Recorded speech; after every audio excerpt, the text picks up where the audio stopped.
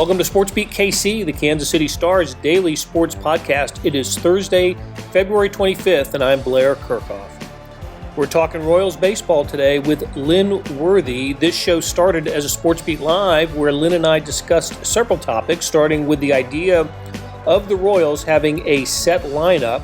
Also, we get into the value of patience at the plate of newcomer Carlos Santana and how that might be able to rub off on some teammates, and how Hunter Dozier is looking for a comeback season. We also mentioned a player the Royals recently added to the roster that manager Mike Matheny called a sneaky good signing. So let's get started talking Royals baseball with Lynn Worthy, who's with the team at spring training in Surprise, Arizona.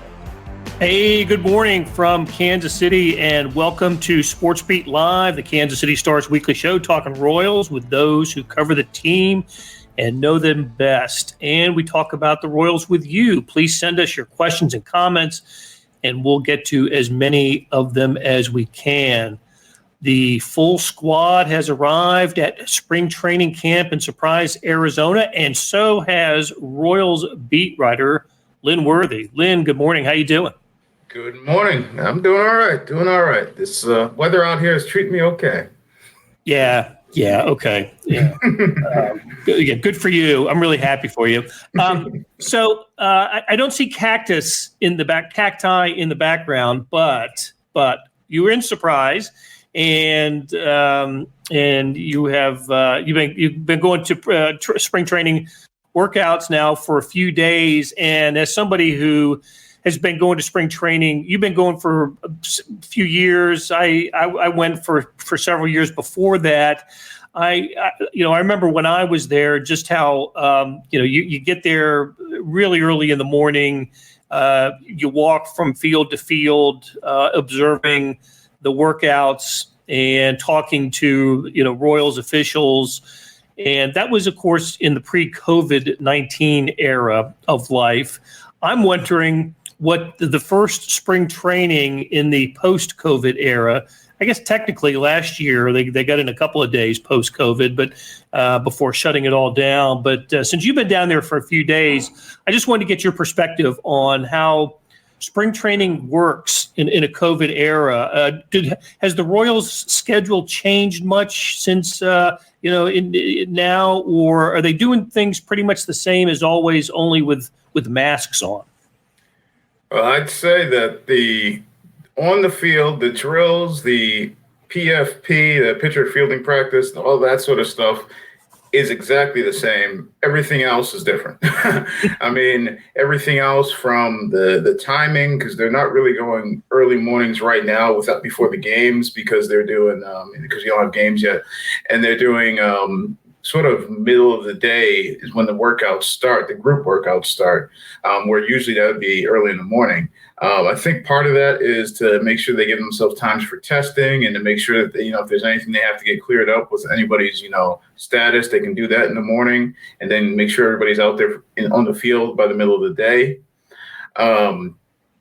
The way they're spaced out, I mean, I wrote a story, I think it was last week, talking about Matheny, the way they've got the guys spaced out, they're using the two clubhouses. You've got guys on the minor league side in that clubhouse, as well as the major league side, but there's no minor leaguers here, so they're basically just spread out over the whole facility.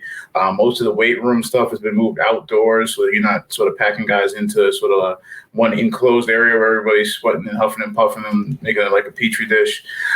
Guys are wearing masks. When you go out to the field, you see guys going from one field to another with masks. You see the coaches and support staff wearing masks the entire time they're out there.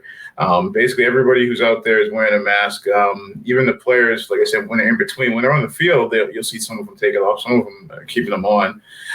But yeah, it's complete. And everybody who's out there watching and is wearing a mask, but there's not that many people out there watching. I mean, I think I used the line, the closest thing to spectators, because spring training, you can usually have people out there. People will walk right up to the backstop and watch live batting practice and things like that. None of that's out there. The only thing close to spectators are, myself, a couple other reporters, and John Sherman, Dayton Moore. that's your crowd. So that's it's really different compared to past years. It makes it a lot quieter out there at spring training. You don't have sort of that natural buzz sound, the hum that you get with, fans and kids and stuff like that. That's definitely different this year. I've always told people that baseball fans who like going to spring training or want to go to spring training, maybe who have never been, that listen, the games are fun once the games start, and for the Royals that begins on Sunday. But I thought the time before the games was even more fun if you're talking about having access to the players and seeing the types of things that you'd never see, right? Drills and being able to sit in those bleachers right behind the plate on those fields. I just thought was a great opportunity for fans, and if you're an autograph hound, it was a good time to get autographs. But as you said, none of that's possible this year, and hopefully we can get back to that at some point. You said no minor leaguers are there. Why is that this year? Yeah, except for the few that were invited to camp, but there's going to be a separate camp, minor league camp, that's not going to be running at the same time. It's going to be running later because they, partially because they just limited the number of guys that are here, and then the minor league season is going to get a later start this year because of that. So you'll have some guys who are here for big league camp that are going to be in the minors this year who will actually have an extended sort of spring training because they'll be here. The gap in between the end of big league camp and minor league camp, they'll stay here, and then they'll jump into minor league camp. So, but yeah, there'll be. It's not like you've got hundreds of guys running around. There's 70, I think it's up to 73 now that are on the roster that are out there, and they're spread out over so many fields. There's, I think it was maybe a day. The first day, I don't think I saw a couple of guys at all. Just out there on the 4 fields that I was sort of in the middle of. I don't think I saw Whit Merrifield the entire first day just because of the way guys were spread out. And even I think Salvador Perez mentioned it the other day that, they don't stretch all in one group. They're stretching on separate fields. So it's everything's more spread out to sort of keep guys spread out, sort of socially distanced, and also keep the idea of, if somebody does get sick, try to limit the spread that could potentially have. Right. Okay, well, you've been cranking out the stories, and one of those involved Dayton Moore, General Manager Dayton Moore. Beth, let's go ahead and play the clip, and then we'll talk about that after we hear from Dayton Moore. One thing I do know, Lynn, if we're going to win a world championship, this is going to be the season that we expect. I mean, we're going to need all of our players to do well, stay healthy, and whether they begin the season in the minor leagues or not. I mean, we're going to need them to come up to Kansas City and help us win a game, stabilize the bullpen, make a spot start. And yes, I mean, some of the young players, it may make more sense for them to begin the year in the minor leagues, so they're getting the necessary reps. I mean, historically, we don't think it's in the best interest of the player or the success of the team to have a young player as a part-time guy. Or bat off the bench or just an extra pitcher. I mean, you want to make sure that, they're developing in a way that when they do come up, they're going to be impactful. And Dayton went on to say that the lineup is pretty much set, as I use air quotes. And look, I think we kind of understood that going into spring training with the offseason signings that they made. If you go around the horn, Carlos Santana at first, Nicky Lopez at second, Mondesi at short, and Hunter Dozier back to third base with Salvi behind the plate, Benintendi in left, Whit Merrifield in right, and Michael Thomas, the new center fielder. So Michael Taylor, yep. Michael Taylor. Yeah, thank you. But you look, those are we knew that, right, going in. But to me, it's interesting to hear a front office, the boss, say that you've got your team set. And I can remember actually hearing Ned Yost say the same things when the Royals were starting to get good in 13, and that it's when you're coming to spring training with position battles. That means you don't have, positions, right? You're probably not you're not going to be strong at those positions. But that's I guess if there's an interpretation there, it's good news that the lineup is set. Yeah, it seems like it's the sign that they've moved forward from that stage where you had guys, they still had to find out what they had in certain players, and they had to see how they would, fare at the big league level. Like now, it seems like, at least in their mind, they have established guys at each position, as opposed to where it was like, even up until a couple months ago, it was, Franchi Cordero is probably going to get the first shot in left field, and, we're going to give him every opportunity to play every day in left field to start off. That's different than saying Andrew Benintendi is the starting left fielder, and that's the guy.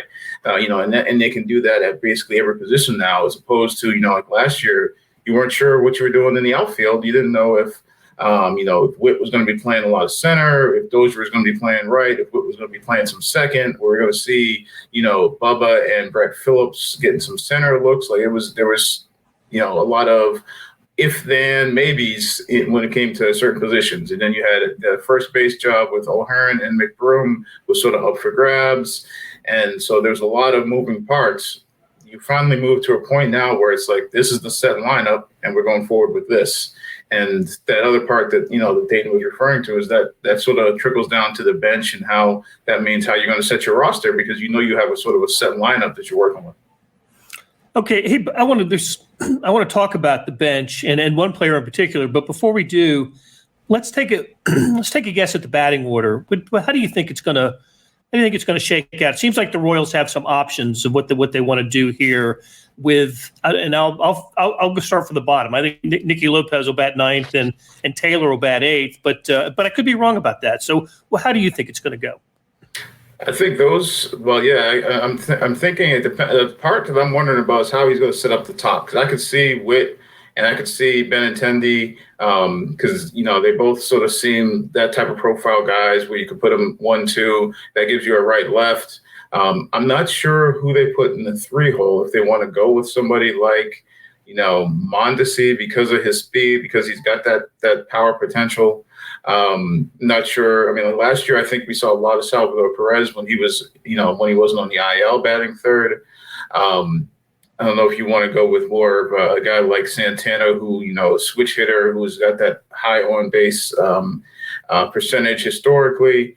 If you want to put, you got Jorge Soler, who, a couple years ago led the American League in home runs. So, and we saw him bat 2 a couple times last season. And Mike Matheny talked about guy like that, wanting to get him more at bats because of, just sort of taking that analytic approach to lineup construction.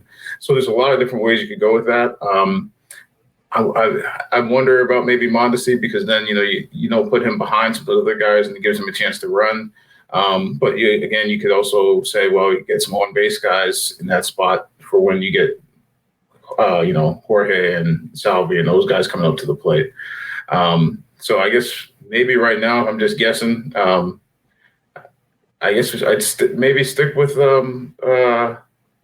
Mondi, then go to 3. Yeah, and then maybe go. Yes, I keep going back and forth. Today, this will be today's lineup. Today's lineup. On February 25th. Yes, the February 25th lineup. I think I'd go maybe Santana, Soler,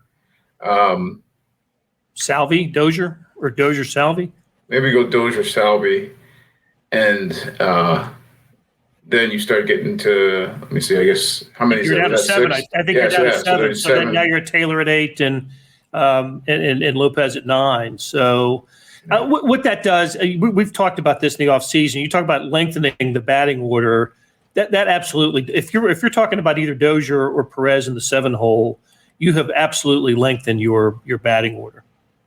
Yeah. And I want to say Salvi, you got to go back to some of those teams that were making runs to find Salvi batting that low, I want to say.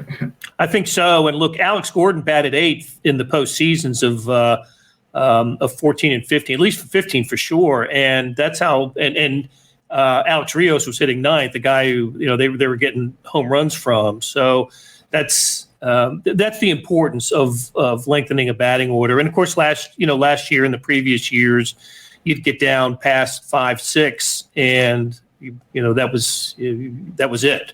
Yeah, the last couple of years, 7, 8, 9 had been just that been you drop off the cliff there in terms of consistent production. You had some guys who might be able to hop up and have a game here and there, but consistently 7, 8, 9 was rough sledding. Hey, it's Blair. We have a special subscription offer for SportsBeat KC listeners. Unlimited digital access to the Kansas City Star's award-winning sports coverage. Sign up now for 1 year of Sports Pass for access to all the sports news, features, and columns presented on the kansascity.com site, and it's only $30. That's a 40% savings off our regular rate. Your subscription will automatically renew after the initial term at $50 unless you tell us to cancel. Your subscription helps support the sports coverage of kansascity.com and the Kansas City Star, and that support has never been more important. Please visit kansascity.com/SportsBeat KC offer to get this special offer. And as always, thanks for listening. Okay, let's, how about a rotation then? I was thinking that, the Royals were pretty much set on, the February 25th rotation, Keller, Duffy, Singer, Minor, Bubich, for now, but there are some circumstances here that could change things, like off days early on in the season, and then the fact that some of these some of the pitchers didn't haven't thrown major league a lot of innings in the major leagues. So how do you think it's going to shake out? Well, I think if they're, and I'm still not 100% sure if they're just going to go with 5, because and actually early on it's probably more likely they go with fewer than 5. But as you get into the everyday play, I wouldn't be surprised if you saw 6. But early on with the game spread out, I don't think they need a 5th guy for maybe more than a week or two into the season. So it'll be that's going to be interesting to see who's the guy who maybe gets skipped or who gets pushed back. But that 5 that you said makes a lot of sense. I also still think, a guy like Jacob Junis probably factors in, for no other reason than the innings that he's pitched and that he's pitched consistently, and he's pitched more out of that starting rotation. I mean, Minor is new to that rotation, but of the returners, he's had more, innings pitched the last couple of years than anybody. I mean, I think Duffy had a couple of years where he had some injuries. So, I mean, you go back to 18-19, Junis was the innings workhorse of that staff and the number of starts he's made. So, I mean, he's probably I wouldn't be surprised if he pitches some in relief this year, but I don't think that's going to be exclusive because I think they're going to need innings from him. Irving Santana is in camp on a minor league contract, another guy who's a veteran who's had innings. Maybe he's more depth, but at the same time, season like this, don't be surprised if you see him. I don't know if we'll see him right out of the gate, but you see him at some point making starts just because, they may need those innings. And then you have young guys, Jackson Kowar, Daniel Lynch, 2 of the top pitching prospects. Daniel Lynch, viewed by many as one of the top pitching prospects in baseball, is knocking on the door, been knocking on it since last year.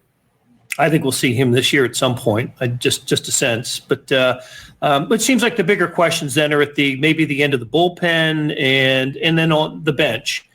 I did want to ask you about one player in particular whose name has surfaced and is really interesting, Hanser Alberto. Tell us how the Royals acquired him and what his value might be to the Royals.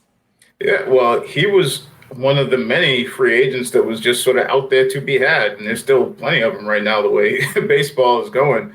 But he was non-tendered by the Baltimore Orioles. He had started at second base for them this year. Hits left-handed pitching really well. I think over the last 2 years, it's something like a .390 batting average against left-handed hitters. It's something great, ridiculous like that. Doesn't strike out a lot. He's a high-contact guy. Not going to necessarily hit the ball out of the ballpark a whole lot, but hits lefties well. Has started at second base. Has started at different places in the infield, including third base and shortstop as well. And so he was just out there to be had. They got him on a minor league contract, and I assume he's going to be a key bench piece for them. Guy who can play multiple positions, hits lefties, could play second. If you have injuries and you got to shift guys around, he gives you some flexibility there. And I think I asked Mike Matheny the other morning, and we hadn't really asked him about it, and he said, that's a sneaky good signing. He said that's what I call that a sneaky good signing. It's always a good sign when a manager likes you. Yeah. So in his last full season, in 2019, he hit, I think, 305 for the season and 500 plate appearances for the Orioles. He seems like a younger version of Whit Merrifield, just a guy who could play every position and can make some contact. So I'm kind of excited about him. That was a name that wasn't on, that didn't consider until I read about it in your story. So, hey, I want to talk about somebody else. Carlos Santana met the media earlier this week, and what a big offseason acquisition Santana is, locking down first base. What a ripple effect, right? It makes Dozier gets to move back to third base, his more natural position. But in Carlos Santana, they get a player who does a lot of things. He's a good defensive player. You know, he's got some pop in his bat, even at his age. His last full season, he had a career high. I think it was 34 home runs in 2019 for Cleveland, and career high RBIs. You know, his numbers fell last year, but I just think the 60 game sample size is so skewed that it's just difficult to draw any conclusions from that. But one of the great attributes for him is his patience at the plate, and you asked him about that on Wednesday this week. Beth, let's play Carlos Santana's clip. It's a God give you that ability for be patient, but you know, I know he's very important for the team, and I don't try to change. This is my approach.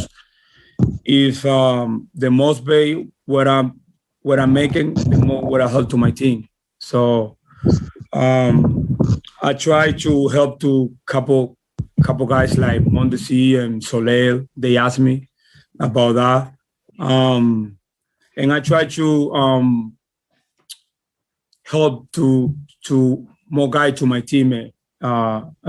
Patient. Try to be patient to the home plate. I'll tell you, Lynn, I was fascinated by that answer when he said that he talked to Soler and Mondesi about that you know, that having a more disciplined eye at the plate can be taught. I never thought about that. I kind of always thought you're either that type of hitter or you weren't. And the fact that he's communicating with a couple of the free swingers on this team, I think, is a good sign. And if Salvi and Mondesi can draw a couple of more, you know, base on balls this year and increase their on base percentage, and they can get the type of, that's just a bonus, right? Because what they're expecting from Santana is, you know, the type of player he was in his last full season at Cleveland. Yeah, it's interesting because, you know, you get sort of almost two different things that he's saying there in that clip where, you know, for him, he feels like it's almost sort of like a God-given thing, but he's also trying to pass it along to some of his teammates. And, you know, it'll be interesting to see how much of a change that makes. But Hunter Dozier said something interesting just the other day about that. He said, you know, a guy like that who gets on base so much, that means his approach is really good. And he said, and what that means also is that guys like him can go to that hitter and ask him what his approach is against that particular pitcher they're facing that day. And maybe it gives them something else to look for at the plate. It gives them a different way to think about their at-bat.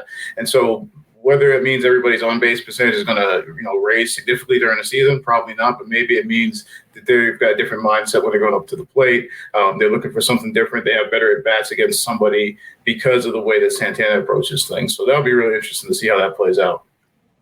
And the fact that he has played so well against the Royals in his career, that is, you know, his success against the Royals and in Kauffman Stadium. He's got his career high. He's had more success in that ballpark than any outside of, you know, his home park in terms of his career numbers. Of course, he got to face Royals pitching in those years, and some of those years were 100 lost season years. So that tells you something. But 31 career home runs, 93 career RBIs in Kauffman Stadium as a member of the Indians and the Phillies the 1 year in Philadelphia. I don't know if he played against the Royals in 2018 when he was with Philadelphia, but anyway, big numbers against and I think it was a 327 batting average, a 449 career on base percentage at Kauffman Stadium. The Royals would love to see a little bit of that rub off on, you know, on teammates. So looking forward to seeing Carlos Santana in a Royals uniform. And Lynn, you also you mentioned that you talked to Dozier, and there was a story you've already written about Hunter Dozier this week, another fascinating player for 2021 in that, you know, here's a guy who was actually running shoulder to shoulder with Jorge Soler for the first half of the season a couple years ago, when Soler ended up being, setting the Royals home run record with 48 that season. But for the first few months of that year, Dozier was right there with him, and he went on to have a terrific year, right? 26 home runs, and had basically fulfilled the promise of the prospect.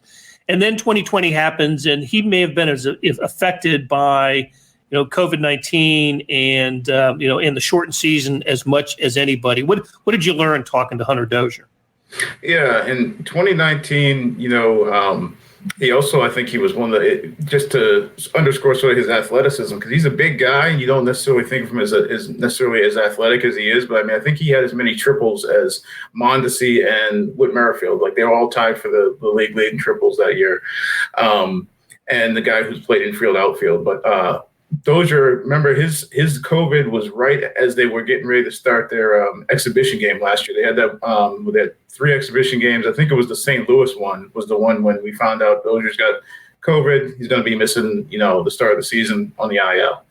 And so then when he came back, and he mentioned it last year when he doesn't like to mention it. He mentions it when asked, but it took something out of him even when he was on the field last year. I mean, he missed the first, I think it was 16 games, went to the alternate site, got into the games with the big club, and was back in the lineup, but he still didn't feel himself for a little while.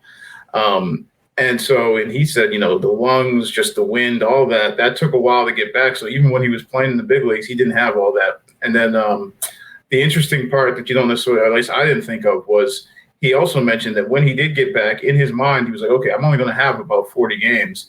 And he was pressing once he came back because of that, knowing that he didn't have that much time, that he wanted to make an impact, he wanted to help the team. And the part where that jumped out, he said that when I went back and looked at it, the part that jumped out is his numbers with men on base were way below what he had the year before. And I think part of that is where you can see him pressing, trying to do more than he probably could.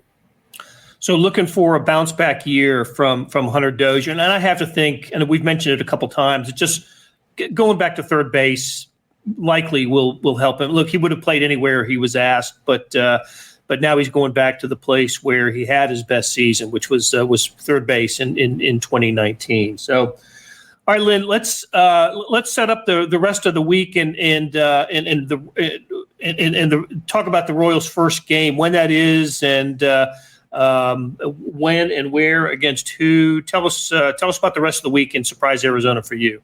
Yeah, they're going to be in camp the next couple of days. The first game's on Sunday afternoon in Surprise. They always start off with a game against the Rangers, who they share the stadium with in Surprise. So that's going to be Sunday. I think originally it was Saturday, but they revised the spring training schedule. So that'll be Sunday afternoon now in Surprise Stadium against the Rangers. Fans will be able to attend. I think it's going to be fewer than 2,000. I was in the ballpark the other day just watching, and they were spraying down every seat. They had a drone in there that was spraying, and they had a person walking around and spraying individually. And that's, a few days out. They did have college games in there this week, too. The day I arrived, K-State was actually playing in the Surprise Stadium. For the next couple of days, it's just going to be camp days, and then the first game's Sunday, and then they hit the ground running with the actual Cactus League games. Okay, well, I hope your shorts are pressed and you got enough golf shirts to stay comfortable down there over the next several days, and hope you enjoy the weather in a big way. So, Lynn, great catching up with you, great chatting with you, and Beth Welsh, thank you for producing today's show. We will talk to you again next week on SportsBeat Live, Talking Royals. That'll do it for today. Thanks to our SportsBeat KC production staff of Derek Donovan, Beth Welsh, Monty Davis, Jeff Rosen, Chris Fickett, and Savannah Smith. A tip of the cap to Lynn Worthy for stopping by and talking Royals. Links to his stories can be found in the show notes and on kansascity.com. Hey, we have another deal for you. For a limited time, you can subscribe to Sports Pass for 99 cents a month. That's right, 99 pennies a month. After 3 months, it auto-renews at $5.99 a month unless you cancel. And what a time to subscribe. The Royals are at spring training, March Madness is right around the corner, and it is never not Chiefs season. How do you get it? You go to kansascity.com/SportsPass2020 That's kansascity.com/sportspass2020. You want more than just sports coverage? Check out the entire Kansas City Star product. Sports, news, features, commentary, and analysis, the whole thing. You get all the stories written by my talented colleagues, plus additional news, sports, and business coverage, national coverage, with the e-edition.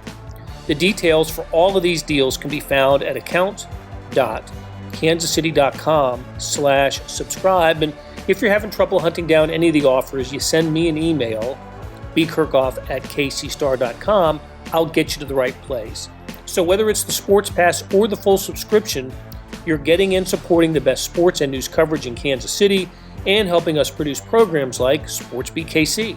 Thanks for listening, and we'll be back on Friday with another episode.